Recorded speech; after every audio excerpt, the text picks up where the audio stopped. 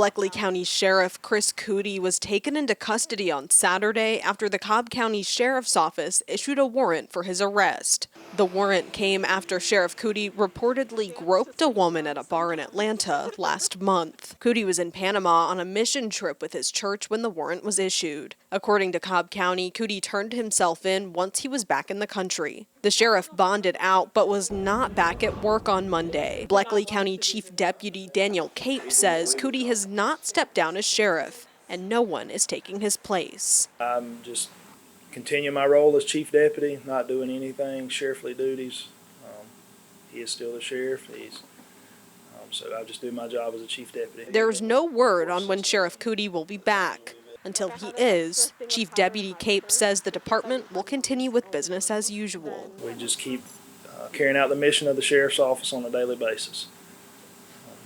The things that we do, we will continue to do, and that's protect and serve the citizens of Bleckley County. But according to the Georgia Sheriff's Association, his return could be sooner than expected. Coody was charged with sexual battery, which is considered a misdemeanor. Georgia Sheriff Association's executive director, Terry Norris, says Coody's trial will be the determining factor on what happens next. Other than the court proceedings and what happens in court doesn't necessarily mean anything else happens. There's no legal removal from office for him. Norris says there's a provision in the law that allows Governor Brian Kemp to appoint 2 sheriffs and the Attorney General to look at the circumstances and decide if they want to suspend the sheriff for up to 60 days. However, the Georgia Sheriff's Association says that will be unlikely in Sheriff Coody's case.